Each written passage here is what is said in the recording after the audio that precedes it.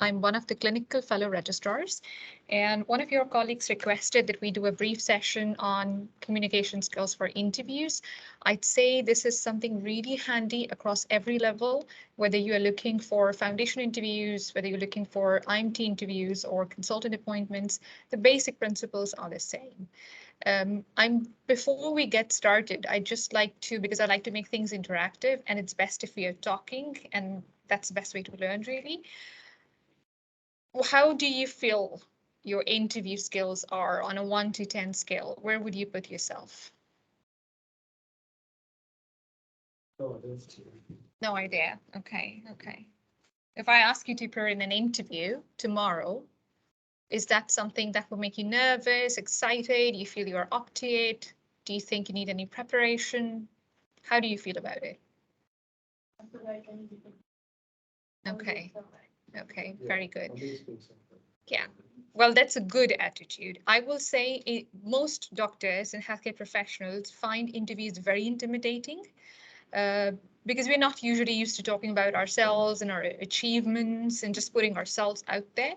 So first and foremost, be comfortable with interviews. This is something you are going to be doing all your life on one side of the line or other. You're appearing in interviews and all of a sudden you are taking interviews. So be comfortable with the format of it. I will strongly recommend that regardless of what position you are interviewing for, always put in some work. You don't have to prepare for it like you prepare for an exam, but it does need a bit of preparation because the whole point of an interview is an assessment of your professionalism. Okay, your degree and everything else that you've done on paper that can testify to your clinical experience, what you know, what you don't, your scores, how many courses you've done, how many exams you've done, but what are you like as a person? That really shines through in an interview. So I would strongly recommend that whatever interview you're appearing for, always put in some work, put in some preparation in it. Now, what we are going to learn today is, I usually like to start by mapping things a bit, is learning objectives. What are we going to talk about today? Number one, we are going to talk about the common interview stations that you can experience. And these are common across levels. Whatever level you're appearing in, you'll see these stations in some shape or form. So we'll talk a bit about that. And then we'll talk about NHS. What kind of NHS related questions you can expect in an interview and how to answer them. You may be working in the system for a very long time, but you may not know the exact terminology or the jargon, so to speak, that is being asked and expected of you in an interview. So I would like to touch on that a bit because I personally feel that this is one area of interview that is a bit ignored and we don't really give it a lot of attention. Then some general tips about how you can do well in all of the stations that we are talking about. Um, whether prescribed answers, model answers are a good idea or not a good idea. So we'll talk a bit about that. And then video interviews. The last 2 years, if anything, they've taught us that you should be prepared for an in-person interview as well as for an online or a virtual interview. And I just want you to be as comfortable on a video interview as you are in an in-person interview. People will have their own preferences. Some people are more comfortable sitting across the table and making it more of a human interaction. Some people are more comfortable when it's a virtual thing. But considering the times we are living in, expect either an in-person interview or a virtual interview and be prepared for both. There are few things that you need to do slightly differently if it's a video interview, and I just want to touch on that as well. And then CV tips, just a very short slide about, how to put together a CV or how to make a CV effective. I would just like to share the format I've always followed and the one that will stand out, amongst there are dozens of CVs if a post is being considered. How do you make yours stand out? Okay, you may have some more suggestions on top of that, and if you have, I'll be more than happy to take those from you and incorporate that in my CV and interviews going forward. But without further ado, let's get cracking. So first and foremost is interview stations. So when you guys are looking, based on your experience of interviews so far, do you have any idea of what kind of interview stations are there? Or can you just give me a rough idea or a recall from your recent interview as to what kind of things you were asked about? Yes. Very good. Yes, very good. So I'll just echo what you've said for the benefit of people on the Teams in case they're not able to hear. Your clinical experience, obviously, and clinical scenarios, clinical communication, and then audits, research, all of that. So this is essentially what's out there in any and every interview, but we'll discuss each of these separately. So first and foremost is interview stations. Always remember when you walk in an interview that there is no set national standard of interviews that everyone is supposed to follow. Each interview will have its own structure. My tip to you will be when you are applying for a post, always look up the interview structure of that particular post. The interviews at foundation level are different from the interviews at IMT level. The interview at high specialty training are slightly different. The interview at consultant appointment level are slightly different. So always look up the structure of the level at which you are going to interview. Then look up if the deanery or the area, like NHS England will have a slightly different format of interview as compared to NHS Scotland and vice versa. So look up whatever information you can find on the recruitment websites to familiarize yourself with the interview structure. And why do I emphasize that? The stations are going to be more or less the same, but I need to know if this interview panel is very prescriptive about time. If they allow 2 minutes per question or 3 minutes per question, then I need to answer in a way that I can give an effective answer within those 2-3 minutes. I don't want time to be on the wrong side of me as I go through. I may have a lot to say, but just because I have not paid attention to the fact that there is a very specific time to answer it, I may not be very effective. Okay, so always read and try to find information about the post you're interviewing, what the structure, generic structure of that interview is, and whether they are very prescriptive about time or not. So you can practice to fit in your answer within that time. Okay. The second, okay, so the common stations are it, and it can be the first station is it can be asked in a variety of manners. Some people ask to, just very informally, can you tell us something about yourself? An open-ended question. Some people will be like, can you talk us through your clinical background? Some people would say, can you talk us through your portfolio and go through the major parts of your clinical experience? Any number of ways, but the first question is usually an open-ended one.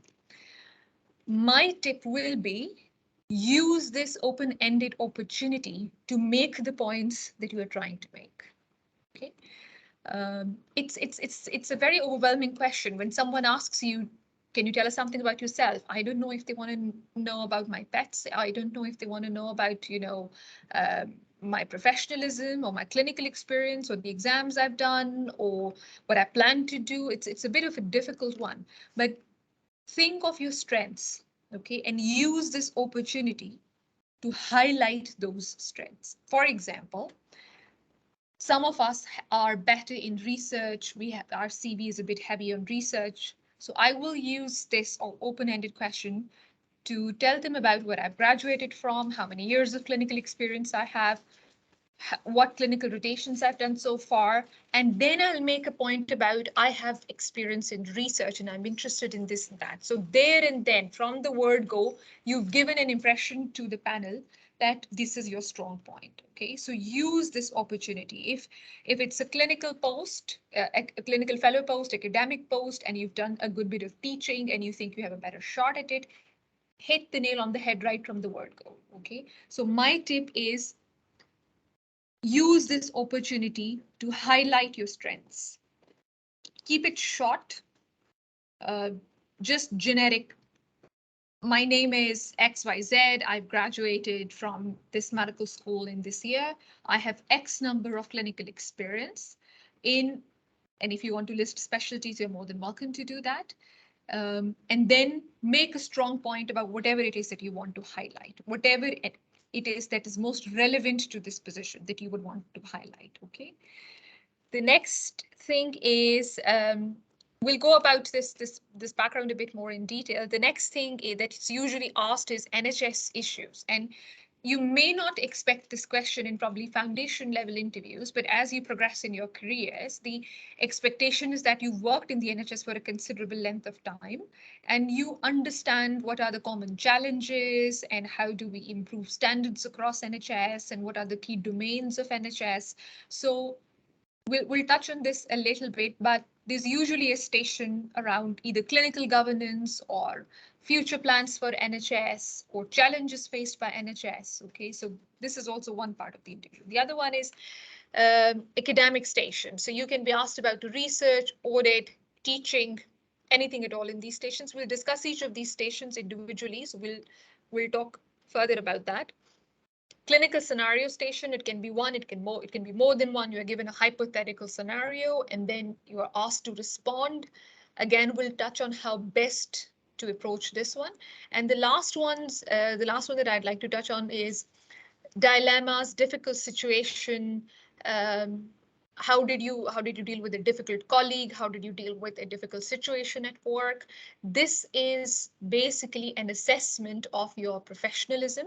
This is an assessment of your leadership skill, your ability to step up, take charge of situation, and how would you react in a situation that you're not very well equipped to deal with. Okay, so when you go into an interview, I'm not saying it's going to be exactly like this, but at least 80% of your interview will be this. Something about your background or a review of your portfolio, and then some NHS related questions, then clinical scenarios, then difficult situations, dilemmas, and most importantly, what did we miss? Research, audit, teaching. Okay. Now, first and foremost, portfolio and background. Okay, so how do you guys feel? Should there be a one model answer for something like this? What's your thinking of it? I think we go for each bit of research or the main bits of research and publish down and highlight the benefit. Very good. So it's very helpful to have a structure.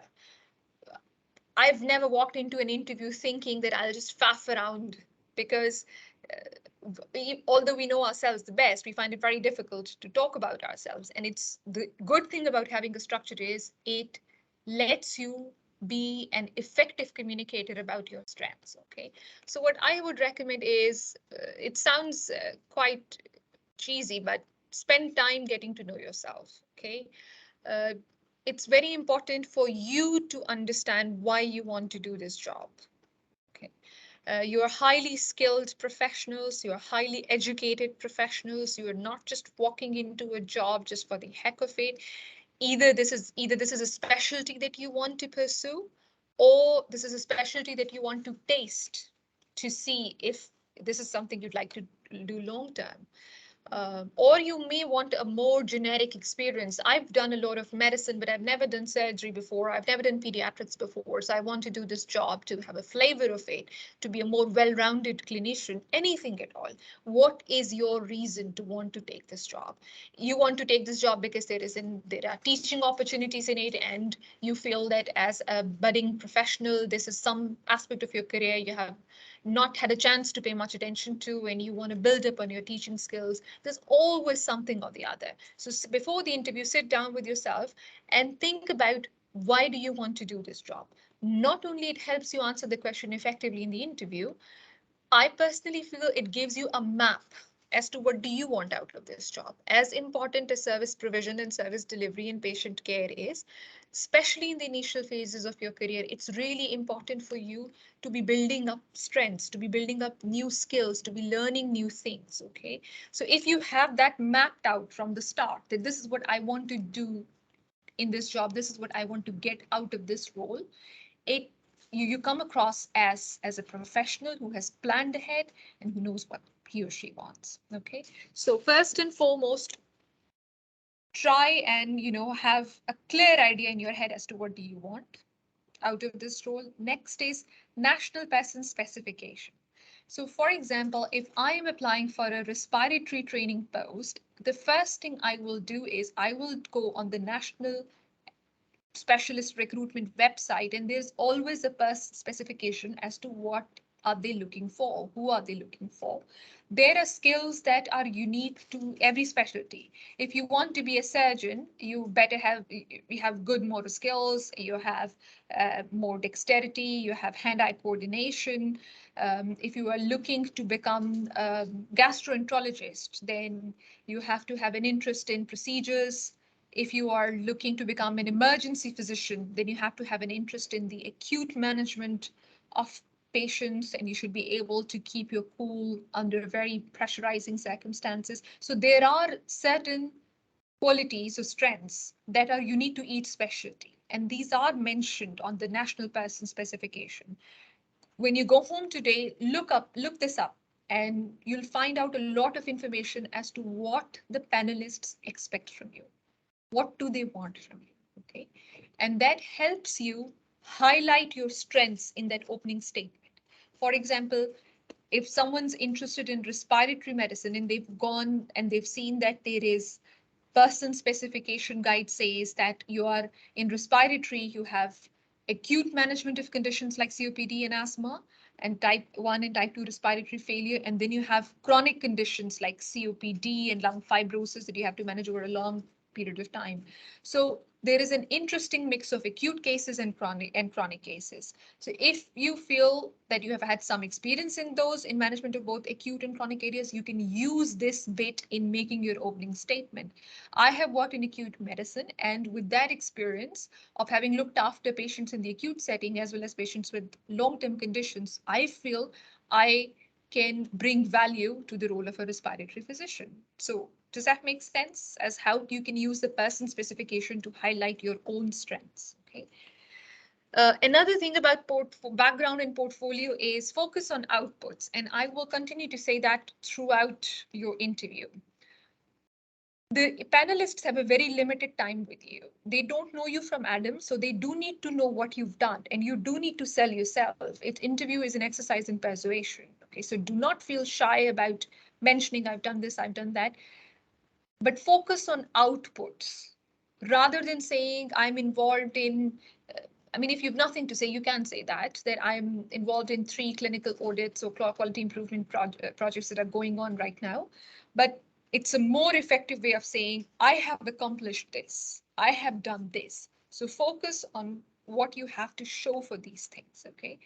Rather than saying that I plan to do a teaching, timetable for foundation doctors, I would be a more effective candidate in an interview if I say I have done a teaching program for foundation doctors with excellent feedback. So focus on outputs throughout your interview. The next thing is, again, there is no set format, but take the panel through your training, highlighting major achievements. I keep saying this, doctors find it hard to talk about their achievements, but please be aware that the panelists are meeting you the first time in their life, probably the last, you might not see them again. So they don't know you, they don't know what you've done, what you are capable of doing. So do not feel shy in making a strong case for yourself, okay? Again, use this answer to emphasize what are your strengths that will be most suitable to this post, what attracts you to this post and specialty. Like I've had these questions a lot. Why do you want to train in this particular specialty? Why do you want to train in this particular region? My tip to answer that will be honest, just tell them why you are interested. I like respiratory medicine because there is a good mix of outpatient work, there is inpatient work, there is a bit of procedures there as well. So it just keeps it all interesting. That's what I like about it. Your reason might be different. So whatever your reason is, just say it. Please be advised, don't badmouth any other specialty. Okay. If you're trying to make a case for respiratory, pediatrics, gastroenterology, talk about that specialty rather than saying my last job was in XYZ and I just hated it and all of that. It just doesn't come across very professional. Okay. Again, list how we'll use how you will use and develop your skills in the position. As we said earlier on, when you've looked the role up, when you've looked the person specification up, you enter into an interview with a very informed mindset. You know what's expected of you, and at the same time, you know what the role entails.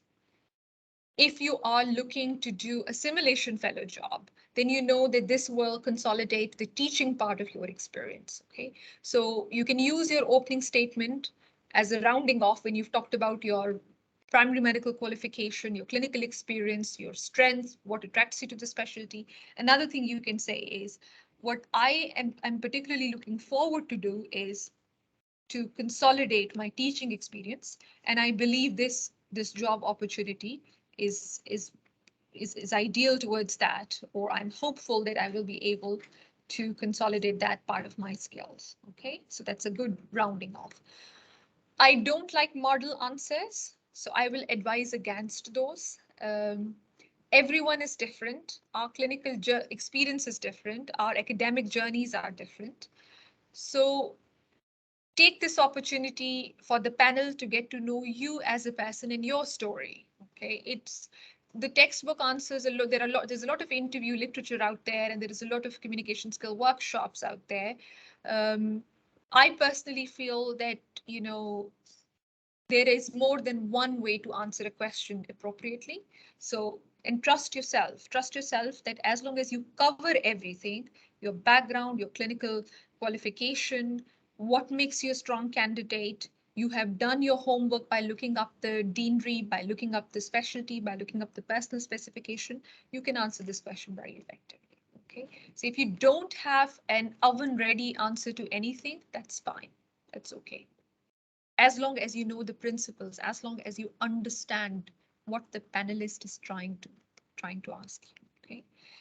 The next bit is NHS. Okay, so at interviews, as I said, the more your clinical experience, the more the expectation of lateral learning. So when you're a foundation doctor, the emphasis is, can you manage emergencies? Can you manage acutely sick patients? When you step up a bit more, then the expectation is, can you manage a bit more complicated cases? How are you with difficult communication with colleagues and, you know, with team leaders?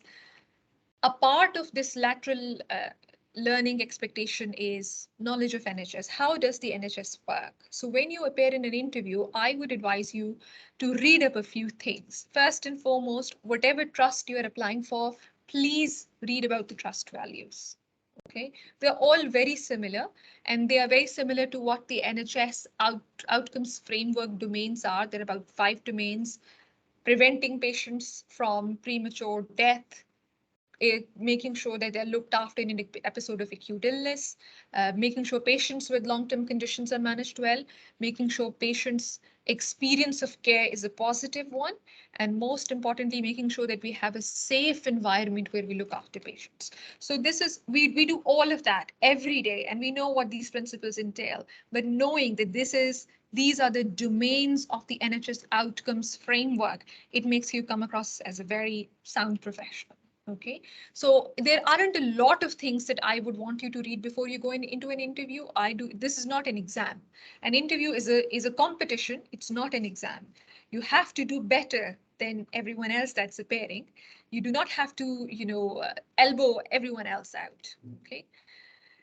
There are 2 things that I would want you to read. Number 1 is the trust values. What does the trust uphold above everything else? And they're all on every trust's website. It's on the home page. Okay. The other thing is, even if you know the bullet points, it gives you that terminology. It gives you that phraseology to talk about these things. And the other thing is, and I will strongly recommend it for every professional, GMC Good Medical Practice 2013. It's a little bit of a guide. And before you go into any interview, please give yourself 20 minutes or so to go through this. It not only enlists the duties of a doctor, it underscores the principles that the GMC has delineated for good practice. And what this document will help you do is, it will, once you have an understanding of what the standards of professionalism are, you are able to answer a lot of questions in a lot of different scenarios. Okay, so if it's a difficult scenario, clinical dilemmas, if you know that, you know, patient safety is paramount, it's above everything else, making sure patients not in harm's way, whatever the interviewers throw at you, you'll think of the GMC standards of good practice and you'll answer it in that fashion. Okay, so I will recommend, look up the trust values, and look up the GMC standards of good practice. Okay, so mandatory reading before you go into any interview. Clinical governance is, again, we'll talk about this a bit. Any idea about clinical governance? Full disclosure, I was asked this question in my first NHS interview, and I had no idea. Okay, and by that time I had led about 6 or 7 quality improvement projects, but I did not know the framework, the clinical, what to say, what is the definition of clinical governance. Okay, so there will always be that one question that stumps you, that stumps me, but this is what learning is all about. If you don't know the answer to any question in an interview, you go home, you read up on it, you learn, you become better for the next interview. Okay, that's what you need to do. So clinical governance is basically, it's a system by which NHS institutions are accountable towards improving their patient care, towards improving their standards of clinical practice. And what does it's basically, think of it as an umbrella term that includes risk management, quality improvement, teaching and development. So we do all of that all the time, and we know how important it is. But if someone asks you to sit down and define clinical governance and how does that relate to your role as a clinician, I'll be stumped. I don't know about you guys, but I'll be stumped. Okay, so it's good to know just the definition, if nothing more, because you are doing quality improvement, you are doing audits, you are doing teaching, either you are doing teaching or you are participating in teaching. So you understand the principle behind it, that this is something that needs to happen to improve yourselves. Okay, so risk management, clinical effectiveness, quality improvement, teaching and development. All of these systems and processes are grouped under clinical governance, and this is a set of systems by which NHS institutions hold themselves accountable and continue to improve themselves. Okay. Now, again, unless you're going for a particular management position, I don't think you need to go very much in detail, but know about the trust values, know about GMC standards of good practice, and probably you should have 1 or 2 lines to say about clinical governance in case you are asked this question. Okay. Any questions so far? I try to keep things short, so that's why my attention span is less than 15 minutes. So I'll keep it really short. Academic station is, so this can be asked in a variety of ways. Either quality improvement or audit or teaching or research or all of these. Okay. Now I will recommend have some understanding of the audit process, even if you have not done an audit, rather than saying, I have never done an audit. If you have done one, focus on the output. If you have not done one, if you have not had an opportunity to do one, you can say, although I have not had an opportunity to conduct an audit yet, I have taken this time to understand the audit cycle and the quality improvement projects. Okay. And to the best of my understanding, it entails this, that, and I aim to use this knowledge to conduct audit and quality improvement in my next role. Okay, so even though you don't have anything to say, you've made a positive impression by telling the interviewer that you have the understanding and you have the motivation. The next step is just doing that thing. Okay.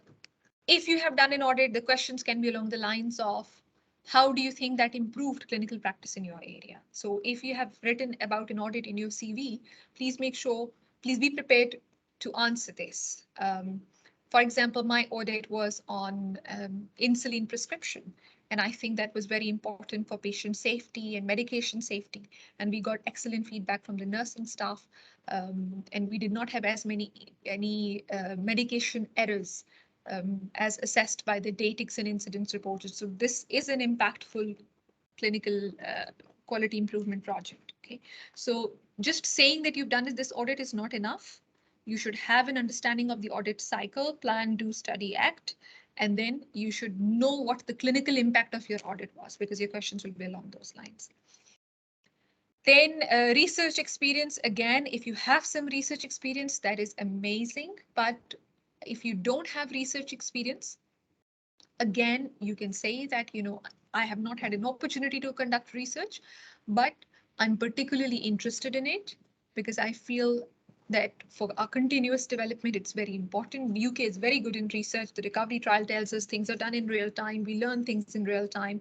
So it's a very good place for research. So you can say things that, although I have not done research in this, I am interested in this area. And if opportunities in future allow, I would like to pursue research in this area. Okay, and have some understanding of what does research entail. For example, if it's a purely research job, you should expect more research related questions. And in that case, I will advise you to do your homework by looking up research methodologies, literature review. How do we do that? How do we look for citations? How do we look for patient information leaflets, consent forms, all of that. Okay, but because we're talking about interviews in general, I'm not going to go into the depth of that. Evidence of interest and experience in teaching. So you can, in the academic session, you can be asked any or all of these. Okay, now again, the reason I'm mentioning all of these separately is because you should be expecting these questions in your interview. So when you're going through your clinical rotations during the year, prepare yourself for the next job. Okay, expect that someone's going to ask you about quality improvement, someone's going to ask you about research, someone's going to ask you about teaching. A lot of our experience is dependent on the opportunities we have at hand. But teaching is something that you and I can do. You don't really need a lot of resources for that. So even if it's medical students that you want to do some teaching to, very good opportunity is interprofessional learning. So if you have any physician assistants or nurse practitioners, it's a very good idea to teach them something and then learn something from them. The diabetes nurses are excellent at teaching you about different kinds of insulin, and also have some kind of work done on this before you appear for your next interview as well. Okay, so it's not just classic core teaching. There are other opportunities available. And then if you don't have a running teaching program in which you can volunteer, just do informal teaching to the medical students, do informal teaching to our other interprofessional colleagues, and then so you have something to talk about that as well. Okay, so we've talked about portfolio or background. We've talked about NHS. We've talked about academic stations, and then clinical scenarios. So I'm not going to go through scenarios again, because there's any number of things anyone can ask you. It can be generic. Just remember a few principles. When you are being judged on a clinical scenario, you are not only being judged on the medical management of it. A lot of very good candidates fall into this pitfall. So if it's a fast AFib patient, the interviewer is not only asking you about what beta blockers or what anticoagulation will you give the patient.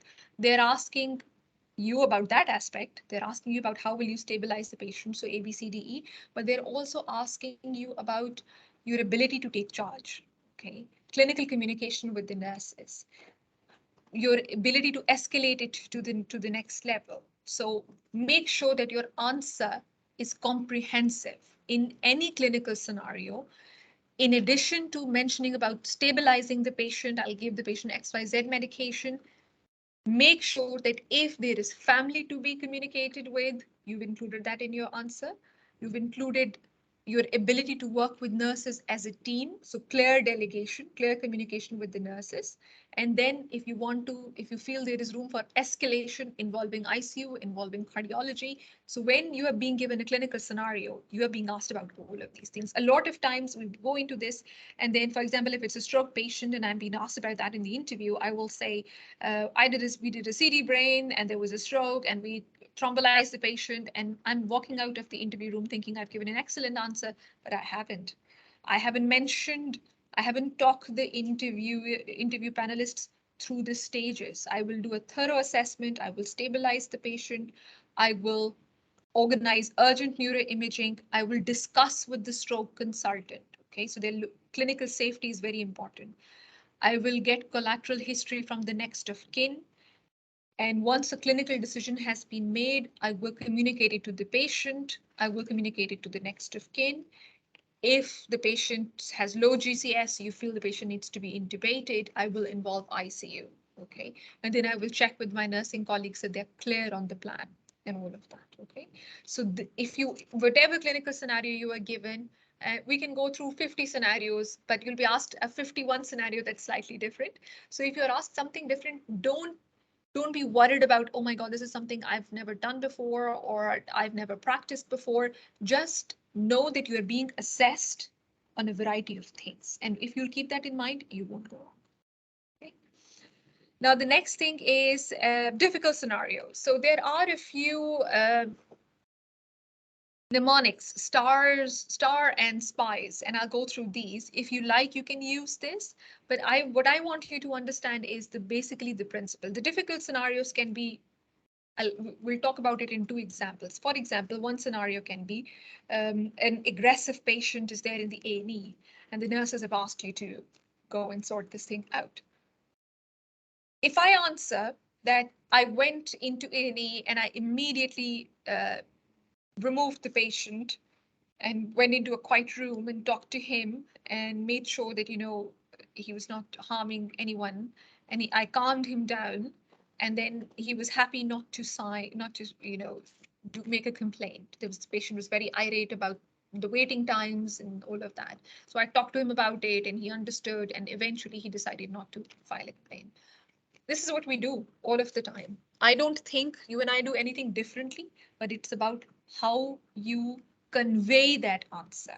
So the STAR technique is that you make a point about, you assess the situation, you make a clear plan about, you have identified the task, what action you took, and then the results or reflection. For example, if I answer the same question as, I was informed about a patient who was verbally abusive in the A&E, I immediately arrived on scene. And the first thing was, I immediately recognized that first and foremost, I need to make sure that the patients and the staff who've been verbally abused are all right. And then I had to remove the patient from the emotions of the situation. So you have given a good assessment of the situation. Okay. And then the action was, I took the patient into a quiet room and I asked a colleague, a nursing colleague or a healthcare assistant or another doctor to accompany me for my own safety. Okay, so you're showing good understanding of the principles of conflict resolution. And then we talked to the patient and we explained the reason why there was a delay in attending to him, which is that the patients are triaged in the order of their clinical priority, and someone will be with him shortly. And then the patient understood this and he apologized for his actions, and the situation was resolved. The patient did not file a complaint, and we ensured that this did not impact the care of the patient going forward. Okay, so in this you've answered the same question in a slightly different manner, just letting the panelists know that you know what you are talking about, and again highlighting your strengths, which is you know how to assess a situation, you have clear understanding of the tasks at hand, and you know the principles behind what you are doing. You have to be mindful of the safety of other patients. You have to be professional towards the patient who's being verbally abusive as well. And you have to look after your own safety too. So if you follow this STAR framework, it just practice it on a couple of scenarios when you go home, and it just gives your answer a more professional outlook. Okay. Another difficult scenario is usually about integrity. Your colleague has shown up to work drunk or is making repeated mistakes in medication prescription, not noting down allergies and all of that. How will you go about it? So again, if you SPIES is seeks info, patient safety, initiative, escalation support, first and foremost, just remember any situation scenarios about colleague, a difficult colleague is a colleague in difficulty. Okay, so seek information.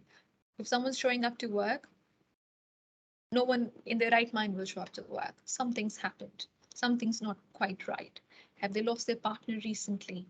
Have they had, any other unfortunate incident at home? Have they been in a road traffic accident? Are they not able to pass their professional exams despite repeated attempts and they're really frustrated about it? Are they burnt out? So seek information about that kind of behavior. Then patient safety. As much as you would like to help your colleague, my priority is always patient, because I have a duty of care to the patient. Okay, so if the patient has been harmed because of your colleague's behavior, you have a duty to report that incident, You have a duty to do incident reporting so it does not happen again. It is, you are not doing it out of any enmity or out of any bias against your colleague. You seek information about their situation, try and offer them the help, but at the same time, make sure that if that patient safety has not been compromised in any way. Then the next is initiative. For example, I have a junior colleague who the nursing staff tell me in the ward that, they are not doing the prescriptions properly and they're not doing their notes properly, and the other colleague is really overburdened because she's going to have to do all the work, and this is just not fair, and the ward matron is not happy about it. So I agree to talk to this colleague of mine, and I sit down with him and I talk to him about, this has been brought to my attention, but I would like to hear what your side of the story is. And I clearly appreciate that you are under a lot of pressure and this is a lot of work for two junior doctors. Do you need help? Do you need support? What can I do to help and support you? So this is how you are taking initiative. Okay, this is how you are seeking information. Escalation. My colleague tells me that he has failed his exams twice and it's just a financial strain. He's never getting any time to study. He's always late, staying late at work. So I will advise him to do exception reporting if he's being made to stay more than an hour, because this is how you escalate the work burden to the managers. And this is how they come to know that probably it's a job for 3 people and not for 2 people. And then I offer to help him with his studies. Okay, let's do something. Let's make a sort of a study schedule. You do these topics at home, okay, and I will do the bedside teaching. We may not be able to do it very regularly, but I've given him some plan. I've offered him whatever I can do. Or if someone's appearing for PACES, I can offer to do a mock exam for them. Okay, I'll do a timed station and we'll see how you get on with them. All right. Again, so support, initiative, escalation, support. So if you are given a difficult scenario or a clinical dilemma, remember 2 things. Number 1, rather than just saying what you do, emphasize on why you are doing what you are doing. Okay, about patient safety, about dealing conflict resolution, and that gives a more professional outlook to your answer.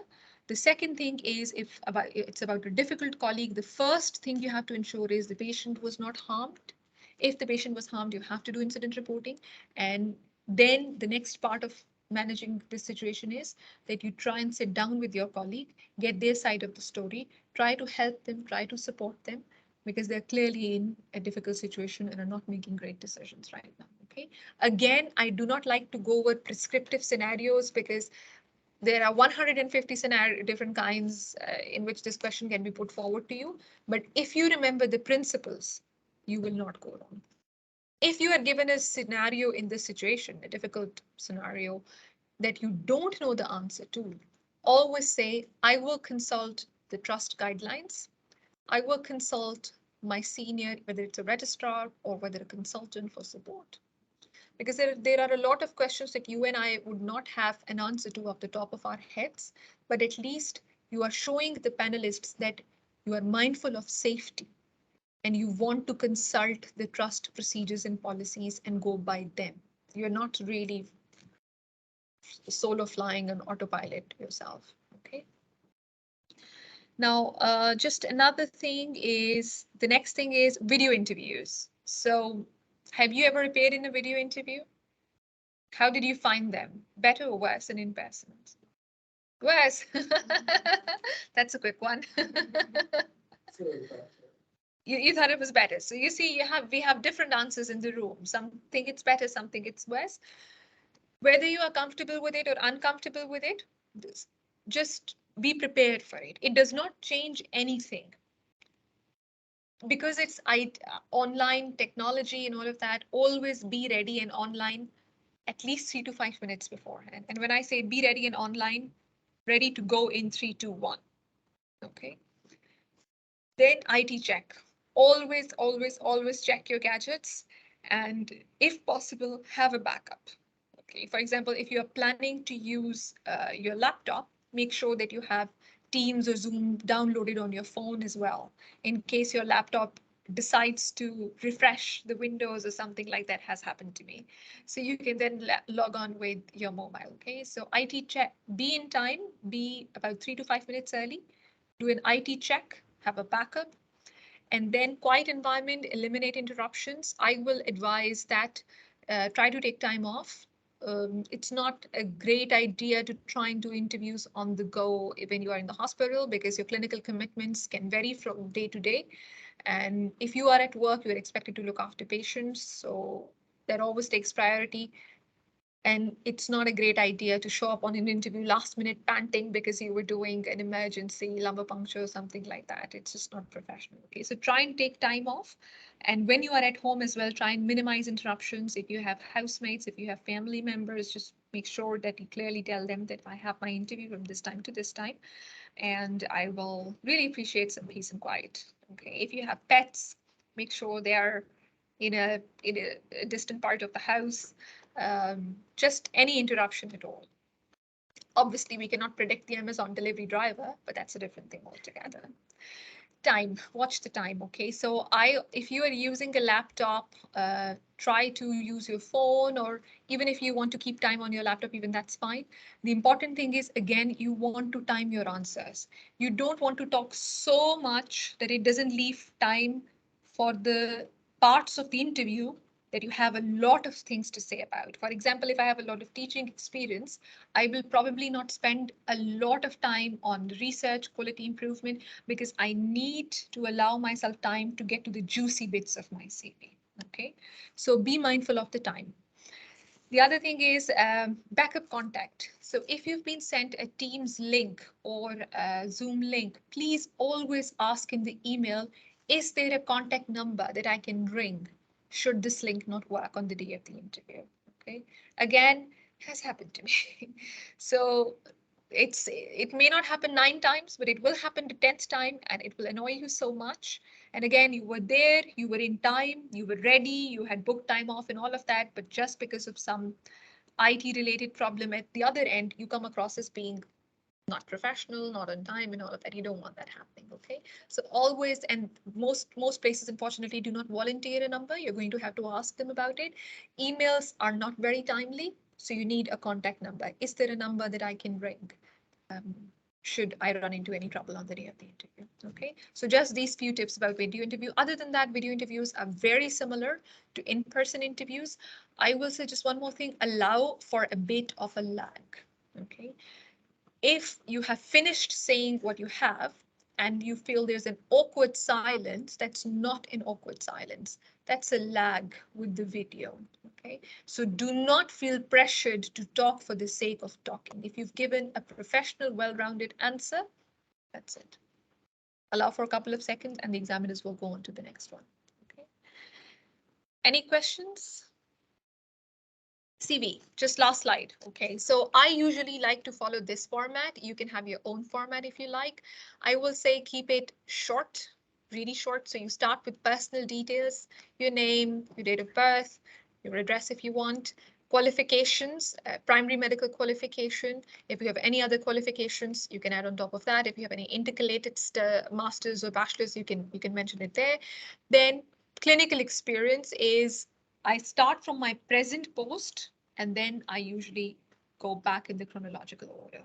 Okay, it's up to you whether you want to say worked as foundation F1 in XYZ deanery, and in parentheses you want to mention the rotations that you've had, or you want to say I have 4 years or 3 years of clinical experience having worked in XYZ deanery in XYZ specialty. So it's really up to you whether you want to break it up or whether you want to consolidate it all. But your personal information, a little bit about your name, your date of birth, and then your qualifications, and then your clinical experience, and then audit, quality improvement, research or publications, if any. In the CV, you have the advantage of putting in things that are ongoing. I may not say that in the interview at the word go, unless specifically asked and specifically probed. But in the CV, if you have an article that's in the press, mention it. If you have a quality improvement project that's ongoing, you can mention the title and then in brackets, you can mention ongoing. Okay. And then if you have any prizes or any grants that you have won, again, optional. Courses and meetings, very important, makes a very good impression, even if it's your ALS, BLS renewal, make sure that you make it count. And then at the end, referees. Some people like to mention interests as well. So if I am to mention interests, other extracurricular interests or achievements or activities, I would mention that just above referees, just at the second last part of my CV. Okay. So again, the order of it can be your own. I will prefer this one because it's just quite professional and it doesn't leave anything out. Okay. So make sure that a lot of times we say we're going to put a clinical experience and qualifications, but posters are important, teaching is important, quality improvement is important. Anything that you have done, make it count. Okay. Any questions? No? Any questions from colleagues on Teams?